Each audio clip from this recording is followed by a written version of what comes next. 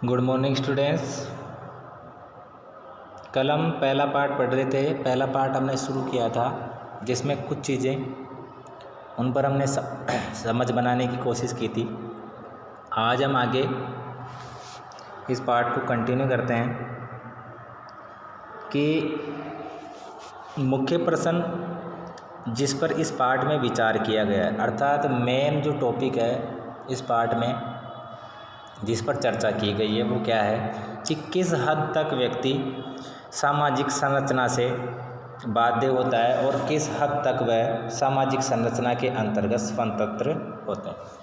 अर्थात जब हम सामाजिक संबंधों का अध्ययन करते हैं तो हमें यही अध्ययन करते हैं कि किस हद तक या कहाँ तक व्यक्ति स्वतंत्र होता है और कहाँ तक उसको बाध्य किया जाता है समाज के द्वारा। क्योंकि मनुष्य आप जानते हो, अरस्तु ने कहा ही है, एक विचारक है, दार्शनिक है अरस्तु, जिन्होंने कहा है मनुष्य एक सामाजिक प्राणी है, अर्थात मनुष्य समाज में रहता है। अब जब मनुष्य समाज में रहता है तो समाज को प्रभावित भी करेगा और खुद भी प्रभावित होगा। ठीक है, समाज को भी प्रभावित करेगा और खुद भी प्रभावित होगा। अब देखो, जब व्यक्ति समाज में रहता है तो व्यक्ति की कहाँ तक तो स्वतंत्रताएं होती है, अर्थात समाज उसे कहाँ तक स्वतंत्रता प्रदान करता है और समाज ऐसी कौन सी बातें हैं या ऐसे कौन से तथ्य हैं जिन पर वो रोक लगाता है। समाज में व्यक्ति की स्थिति अथवा सामाजिक स्तरीकरण की व्यवस्था में उसका स्थान उसकी व्यक्तिगत रुचियों को किस सीमा तक निर्धारित करती है। अर्थात जो सामाजिक स्तर है, जैसे मैंने आपको बताया कि जैसे मनुष्य का सामाजिक स्तर पाया जाता है वो उच्च वर्ग का है या निम्न वर्ग का है, तो उसकी सामाजिक परिस्थिति होती है, उसका स्तर होता है, जिसके आधार पर उसका जो स्थान है वो क्या निर्धारित किया जाता है या उसकी जो व्यक्तिगत रुचियां हैं उनको कितना महत्व दिया जाता है, कितना नहीं दिया जाता है। इसके बारे में हम अध्ययन करेंगे। इसके बाद में क्या सामाजिक संरचना तथा सामाजिक स्तरीकरण व्यक्ति की कार्य प्रणाली को भी प्रभावित करते हैं। इसका मतलब क्या हुआ? इसका मतलब यह हुआ कि जो व्यक्ति कार्य करता है, चाहे उसकी आजीविका कमाने के लिए कार्य करता हो या सामाजिक कार्य करता हो या राजनीतिक कार्य करता हो या आर्थिक प्रणाली में वो हिस्सा ले, किसी भी तरीके से कार्य करे, तो क्या ये जो समाज है उसे प्रभावित करता है, किस तरीके से करता है, या जो व्यक्ति है वो व्यक्ति किस तरीके से समाज से प्रभावित होता है, किस प्रकार से व्यक्ति एक दूसरे से सहयोग, प्रतियोगिता तथा संघर्ष करते हैं। आप जानते हो कि जब व्यक्ति समाज में रहता है तो वो सहयोग भी करता है, अर्थात सहयोग की भावना भी उसमें रहती है। साथ में प्रतियोगिता, जिसे हम कंपटीशन कहते हैं, अर्थात एक दूसरे से होड़, एक दूसरे से आगे निकलना, इसकी भावना भी रहती है। साथ में संघर्ष भी होता है, अर्थात जब दो व्यक्तियों के विचार आपस में मिलते नहीं हैं तो उनमें टकराव होता है और संघर्ष की स्थिति उत्पन्न हो जाती है।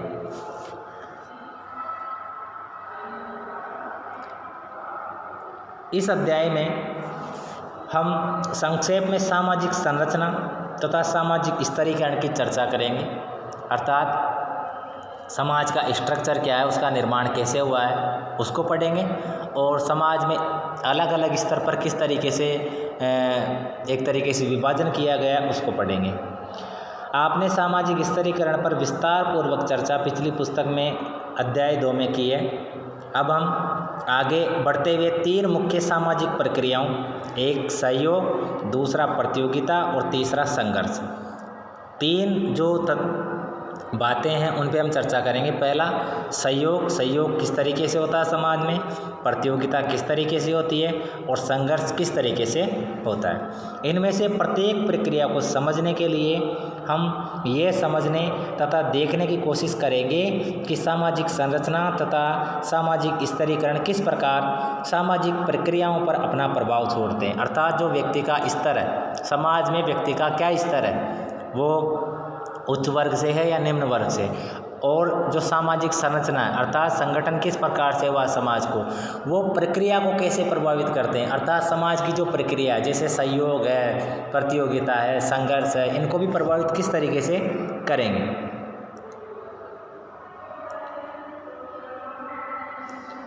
दूसरे शब्दों में किस प्रकार व्यक्तियों के मध्य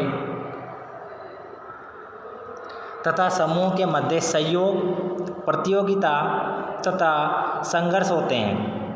ये सब कुछ सामाजिक संरचना तथा स्तरीकरण व्यक्तियों एवं समूह की स्थिति पर निर्भर करता है। अर्थात हम चाहे इसे सहयोग की बात करें, चाहे संघर्ष की बात करें, चाहे प्रतियोगिता की बात करें, या तो ये व्यक्ति पे डिपेंड करेगा या व्यक्तियों के समूह पर डिपेंड करेगा। क्योंकि जो संघर्ष होगा या तो व्यक्ति के द्वारा होगा या व्यक्तियों के समूह के द्वारा होगा। सहयोग होगा तो इनमें भी अंतःक्रिया चाहिए। इसके अलावा प्रतियोगिता है तो प्रतियोगिता में भी अंतःक्रिया चाहिए। सामाजिक संरचना तथा सामाजिक स्तरीकरण को पढ़ेंगे। सामाजिक संरचना शब्द इस तथ्य को दर्शाता है कि समाज संरचनात्मक है, अर्थात समाज का एक निश्चित स्ट्रक्चर है। समाज का निर्माण एक निश्चित प्रक्रिया के माध्यम से हुआ है, अर्थात अपने विशिष्ट रूप में वह क्रमवार तथा नियमित है। समाज की जो संरचना थी उसको बनने में बहुत समय लगा है, ऐसा नहीं है ये अचानक इसका निर्माण हो गया है। समाज एक क्रमबद्ध और नियमित रूप से इसका निर्माण हुआ है। जिस सामाजिक वातावरण में हम रहते हैं वह मात्र कुछ क्रियाओं एवं प्रघटनाओं का अनियमित मिश्रण नहीं है। अर्थात इसका मतलब ये है कि समाज एक स्थानीय क्षेत्र पर ही नहीं होता बल्कि संपूर्ण जगत में होता है, ठीक है। और कुछ घटनाओं का ये मिश्रण नहीं होता, इसमें अनेक प्रकार की घटनाएं होती है, अनेक प्रकार की क्रियाएं होती है। लोगों का आचरण किस प्रकार का होता है तथा एक दूसरे के प्रति उनके संबंध किस प्रकार के होते हैं, इसमें एक प्रकार की अंतर्निहित नियमितता अथवा प्रतिमान, जिसे हम पैटर्न कहते हैं, सैंपल, ठीक है, अर्थात किस तरीके के प्रतिमान हैं वो होते हैं। सामाजिक संरचना की संकल्पना इन्हीं नियमितताओं को इंगित करती है। अर्थात सामाजिक संरचना की जो संकल्पना है, अर्थात उसका निर्माण जो हुआ है किस तरीके से हुआ है, वो इन्हीं पे डिपेंड करता है। एक बिंदु तक समाज की संरचनात्मक विशेषताओं में एक इमारत की संरचनात्मक विशेषताओं के समकक्ष रखकर समझा जा सकता है। अर्थात जैसे एक इमारत की संरचना की जाती है, एक इमारत का निर्माण किया जाता है तो उसमें अनेक प्रकार के तत्व शामिल होते हैं, ठीक है। उसी प्रकार से जब एक समाज का निर्माण होता है तो उसमें भी अनेक प्रकार के तत्व शामिल होते हैं। एक इमारत की दीवारें, जमीन तथा छत सब मिलकर उस इमारत को एक विशेष आकार देती है। उसी प्रकार से हमारे समाज में भी सहयोग, संघर्ष, तनाव, प्रतिद्वंदिता, प्रतियोगिताएं, ठीक है, ये सभी मिलकर समाज को एक अनोखा रूप दे देती है। पर यदि इस तुलना का प्रयोग ज़्यादा सख्ती से किया जाए तो ये रूपक अपने आप में गलतफहमी पैदा करने वाला हो सकता है। आप जानते हो कि पुराणों में कहा भी गया है, अति सर्वत्र वर्जते, अर्थात अति नहीं होनी चाहिए। अगर किसी चीज़ को हम ज़्यादा करते हैं, अगर तुलना में हम प्रयोग में सख्ती लाते हैं या ज़्यादा करते हैं तो वो गलतफहमी उसके द्वारा पैदा हो सकती है। सामाजिक संरचना मानवीय क्रियाओं तथा संबंधों से बनती है। सामाजिक जो संरचनाएं हैं उनका निर्माण मानव ने जो क्रियाएं की है और मानव ने जो संबंध बनाए हैं, आपसी संबंध बनाए हैं, चाहे से सहयोग के माध्यम से हो चाहे किसी प्रकार से हो, जो संबंध बनाए हैं उनके द्वारा ही बनता है। जो पक्ष इन्हें नियमितता प्रदान करता है वह है अलग अलग काल अवधि में एवं भिन्न भिन्न स्थानों में इन क्रियाओं एवं संबंधों का लगातार दोहराया जाना।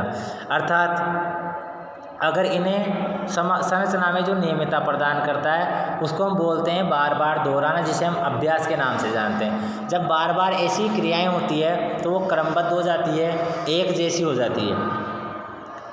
अतः सामाजिक विश्लेषण की प्रक्रिया में सामाजिक पुनरुत्थान तथा सामाजिक संरचना एक दूसरे से जुड़े हुए हैं। उदाहरण के लिए एक विद्यालय तथा एक परिवार की संरचना को लेते हैं, हम छोटे स्तर पर भी देख सकते हैं। विद्यालय में कुछ विशिष्ट प्रकार के क्रियाकलाप वर्षों से दोहराए जाते हैं और जो आगे चलकर संस्थाएं बनते हैं। जो क्रियाकलाप है वो शुरू से चलते आ रहे हैं और एक उन्होंने संस्था का रूप ले लिया और एक तरीके से वो नियमित हो गए। जैसे विद्यालय में दाखिले के तरीके, आचरण संबंधी नियम, वार्षिकोत्सव, प्रातःकालीन सभा और कहीं कहीं विद्यालय गीत। अब ये हमें प्राचीन काल से देखने को मिलता है। बहुत प्राचीन समय से चल रहा है, वर्तमान में भी चल रहा है और आगे भी चलता रहेगा। तो इन्होंने क्या कर लिया, एक संस्था का रूप ले लिया। ठीक इसी प्रकार से परिवार में आचरण के कुछ मानक स्तर जैसे विवाह के तौर तरीके, संबंधों के अर्थ, उम्मीदें तथा उत्तरदायित्व होते हैं। जो प्राचीन समय से चल रहे थे वो वर्तमान में भी चल रहे हैं। जैसे विवाह के तौर तरीके जिस तरीके से पहले होते थे वैसे ही अभी भी हो रहे हैं। उनमें संबंध, उत्तरदायित्व, उम्मीदें वो सब कुछ एक जैसे ही चलती आ रही है। परिवार में वृद्ध सदस्यों की मृत्यु एवं विद्यालय से पुराने विद्यार्थियों के चले जाने एवं उनके स्थान पर नए सदस्यों के प्रवेश होता रहता है और ये संस्था चलती रहती है। अर्थात पुराने जाते रहते हैं और नए उन चीज़ों को अपना लेते हैं। तो ये एक संस्था का रूप ले लेती है और संस्था की तरह चलती रहती है। पर हम यह भी जानते हैं कि परिवार तथा विद्यालय के अंदर परिवर्तन होते रहते हैं। अर्थात परिवर्तन होना स्वाभाविक है, परिवर्तन हमेशा होता रहता है।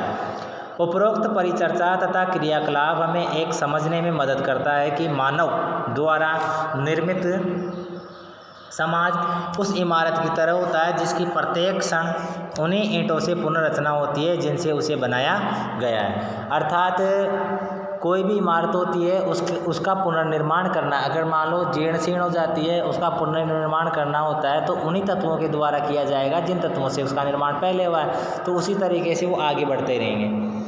इसी प्रकार से समाज होता है। जैसा कि हम स्वयं ने देखा है कि मनुष्य विद्यालय तथा परिवार में संरचना की पुनर्रचना हेतु परिवर्तन करते हुए समूचे परिवर्तन को प्रस्तुत करता है।